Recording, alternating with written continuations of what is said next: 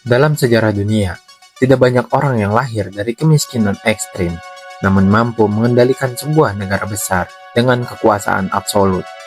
Salah satu di antaranya adalah Joseph Stalin. Ia bukan berasal dari keluarga bangsawan, bukan pula seorang jenderal sejak awal. Masa kecilnya justru dipenuhi oleh kekerasan, kemiskinan, dan juga ketidakpastian. Namun, dari kondisi itulah ia tumbuh menjadi sosok yang dikenal sebagai manusia baja, pemimpin Uni Soviet yang ditakuti, sekaligus berpengaruh dalam sejarah dunia. Kisah hidupnya bukan hanya tentang kekuasaan, tapi juga bagaimana pengalaman masa lalu dapat membentuk karakter seseorang secara ekstrim. Bersama Ruang Arsip, kita akan membahas soal kisah seorang anak miskin menjadi orang yang paling berpengaruh di abad modern.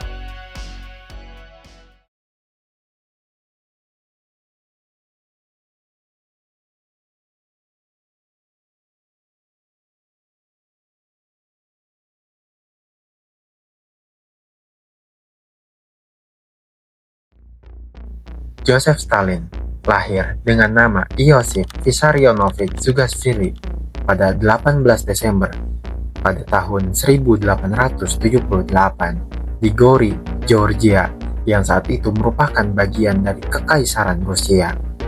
Ia tumbuh di lingkungan yang keras dan penuh tekanan. Ayahnya adalah seorang tukang sepatu yang mengalami kegagalan ekonomi dan kemudian menjadi pemabuk, sementara ibunya bekerja tanpa henti demi mempertahankan kehidupan keluarga. Sejak kecil, Stalin terbiasa menyaksikan kekerasan dalam rumah tangga, bahkan tidak jarang ia sendiri menjadi korban. Pengalaman ini secara perlahan membentuk kepribadian Stalin menjadi lebih keras, tertutup, dan sulit mempercayai orang lain. Dunia bagi Stalin bukanlah tempat yang adil, melainkan arena bertahan hidup. Meski hidup dalam keterbatasan, Stalin dikenal sebagai anak yang cerdas dan memiliki kemampuan akademik yang sangat baik. Ia sempat sekolah di institusi keagamaan dan menunjukkan potensi besar, terutama dalam bidang membaca dan menulis. Ibunya berharap ia bisa menjadi pendeta, sebuah profesi yang dianggap terhormat dan mampu mengangkat derajat keluarga.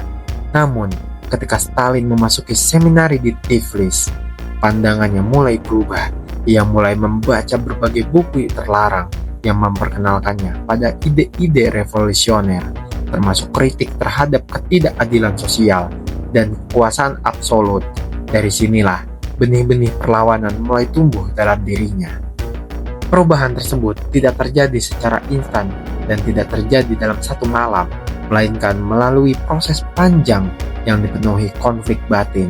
Di satu sisi, ia dibesarkan dalam lingkungan religius, namun di sisi lain, Stalin mempertanyakan sistem yang ada. Ia bahkan menyatakan dirinya sebagai ateis dan mulai menjauh dari ajaran gereja.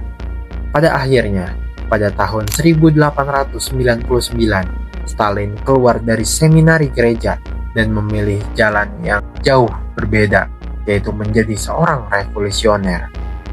Keputusan ini menjadi titik balik yang menentukan arah hidupnya selanjutnya. Setelah itu, Stalin terlibat aktif dalam gerakan sosialis bawah tanah. Ia menyebarkan propaganda, mengorganisir aksi buruh, dan menghadiri pertemuan rahasia yang menentang pemerintahan Kekaisaran Rusia. Aktivitas ini membuatnya menjadi target para aparat. Ia beberapa kali ditangkap serta diasingkan ke Siberia. Namun, alih-alih menghentikan langkahnya, pengasingan justru memperkuat mentalnya. Di tempat yang dingin dan terisolasi, ia belajar bertahan hidup, mengandalkan dirinya sendiri, dan mengembangkan sikap yang semakin keras serta penuh perhitungan. Di masa inilah, ia mulai menggunakan nama Stalin yang berarti manusia baja sebagai simbol identitas barunya.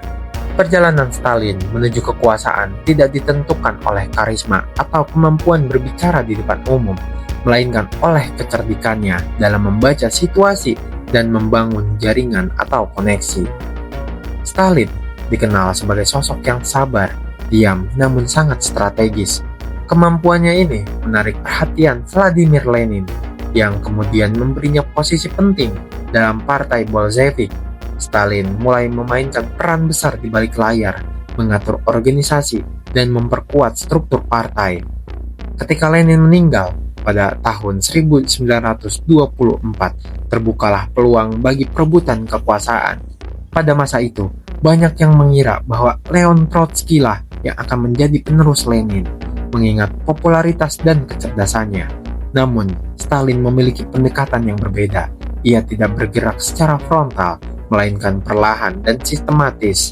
Ia membangun aliansi, menempatkan orang-orang loyal di posisi penting, dan secara bertahap menyingkirkan lawan-lawannya. Strategi ini terbukti efektif. Satu persatu rivalnya jatuh, termasuk Leon Trotsky. Hingga akhirnya, Stalin berhasil menguasai penuh Uni Soviet. Setelah berkuasa, Stalin menjalankan kebijakan besar yang mengubah wajah negaranya. Melalui rencana 5 tahun, ia mendorong industrialisasi secara masif, pabrik-pabrik dibangun, produksi meningkat, dan Uni Soviet berkembang menjadi kekuasaan industri yang disegani.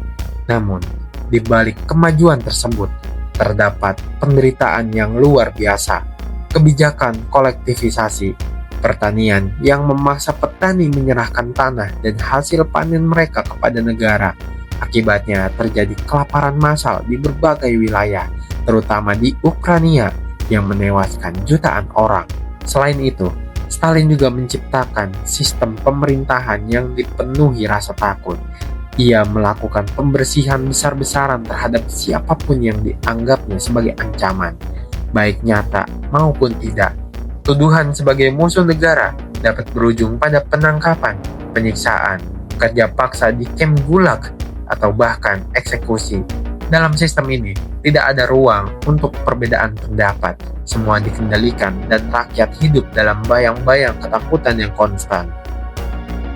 Lalu tibalah ketika Perang Dunia Kedua pecah dan Nazi Jerman melancarkan serangan ke Uni Soviet pada tahun 1941.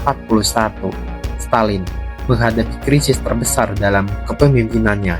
Serangan tersebut awalnya berhasil mengorganisir perlawanan yang kuat dengan mobilisasi besar-besaran dan pengorbanan rakyat. Uni Soviet mampu membalikan keadaan.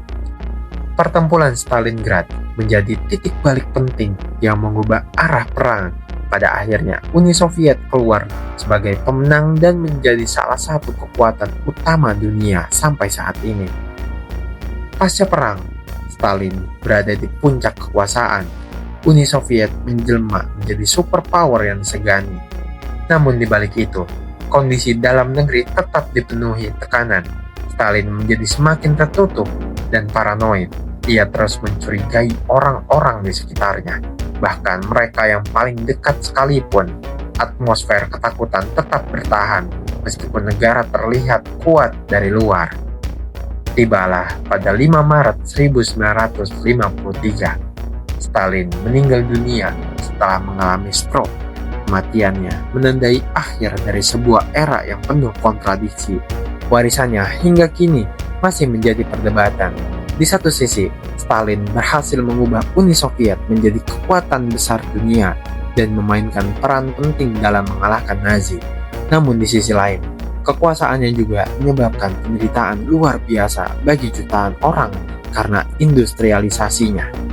Kisah hidup Stalin adalah gambaran kompleks tentang kekuasaan dan ambisi serta konsekuensi.